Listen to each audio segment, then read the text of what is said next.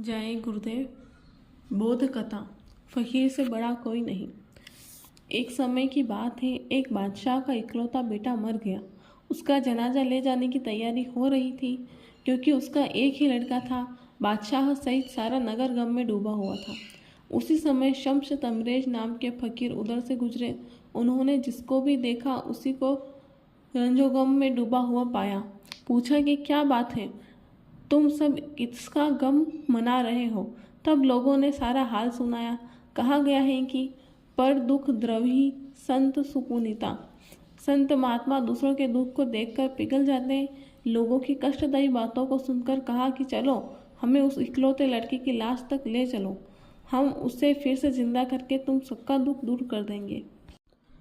लोग फकीर शम्स तमरेज को बादशाह के महल में ले गए, जहाँ पर लड़के की लाश रखी थी। महल में पड़ी लाश को देखकर दरवाजे से घुसते ही पूछा, ये किसका बच्चा है? बादशाह रोते हुए फकीर के कदमों में झुक गया, सिजदा किया। कदम पोशी करने वाले बादशाह से फकीर ने कहा कि ए बादशाह, तेरा लड़का तो जिंदा होकर उठ जाएगा, लेकिन तू इतना एहसान फरामोश निकलेगा कि तू मेरी खाल खिंचवा लेगा। फकीर ने अपनी खुदगर्जी में बहुत आरजू मिन्नत की और कहा कि हुजूर, ऐसा कैसे हो सकता है? फकीर ने कहा, तू आगे देखना, इम अपना काम करते हैं। यह कहकर दरवाजे के अंदर घुसते ही आवाज़ लगाई कि ए बच्चे, तेरे खुदा का हुक्म कि उठ खड़ा हो। लाश में कोई हरकत नहीं हुई। जब तक आधी आंगन में पहुंचे, फकीर ने दोबारा कहा कि ए बच्चे, तेरे खुदा का हुक्म है कि तू उठ खड़ा हो जा। फिर भी लाश ज्यों की त्यों पड़ी रही। टहलते टहलते फकीर लाश के करीब आ गए। अपने जूतों से उस लाश को ठोकर मारकर कहा कि ए बच्चे, मेरा हुक्म है कि तू उठ खड़ा हो जा। इतना कहने की देर थी कि बच्चे की लाश में जान आ गई और वह खड़ा हो गया। गम का माहौल खुशियों में बदल गया। बादशाह ने और सभी स्थित हुजूम ने फकीर की शक्ति को सिर झुकाया, प्रणाम किया, पैर चूमे, खूब आदर सम्मान दिया। उस घटना से फकीर की अच्छी खासी और काफ़ी शोहरत हुई। काफ़ी दिन बीत जाने पर मुल्ला मौलवियों ने फकीर की इस हरकत को शरीयत के खिलाफ मानकर गलत और जहरीला प्रचार शुरू कर दिया कि इस फकीर ने खुदा के हुक्म को और खुदा के हुक्म को ठुकरा कर अपने हुक्म से काम लिया और इस्लाम की शरीयत के खिलाफ अमल किया, इसलिए यह सख्त सजा का अधिकारी है।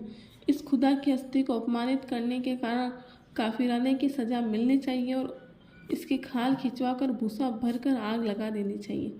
फिर क्या था, गलत प्रचार और इस्लाम धर्म की शरीयतों के आगे बादशाह भी मजबूर हो गए। हार कर उसने अपने इकलौते लड़के को जिंदा करने वाले फकीर को बुलवाकर खाल खिंचवा कर उसमें भूसा भरकर आग लगाने का हुक्म दे दिया। यह शम्स तमरेज ने मुल्लाओं, मौलवियों और मजहबी ठेकेदारों से कहा कि तुम सब लोग गुमराह हो। तुमने अपने बादशाह को भी गुमराह करके बहुत बुरा किया है। तुम काफिर हो और खुदा की बातों को और खुदा को नहीं समझ सकते। शम्स तमरेज फिर बादशाह की ओर मुखातिब होकर बोले कि ए बादशाह, तो असलियत से वाकिफ नहीं, फकीरों महात्माओं के राज तू नहीं समझ सकता। बादशाह हो जाने से ही इंसान नहीं बन जाता। इंसानियत का दर्जा बहुत ऊंचा है। जाहिलों के चक्कर में आकर तू भी गुमराह है। मैंने तो तुमसे अपने बेटे को जिंदा करने से पहले बता दिया था कि तू इतना एहसान फरामोश निकलेगा कि मेरी खाल खिंचवा कर भूसा भरकर आग लगवाएगा। हम तुझ पर भी रहम करते हैं। यह ले मेरा जिस्म, जिसकी तू खाल खिंचवाना चाहता है। हम तो जाते हैं, मेरे पीछे तू उसकी खाल खिंचवाते रहना, भूसा भरकर आग लगवाते रहना। शम्स तमरेज ने बादशाह से इतना कहा और अपने तन रूपी पिंजरे को छोड़कर निकल गए। इससे सिद्ध होता है कि फकीर सबसे बड़े होते हैं। जय गुरुदेव।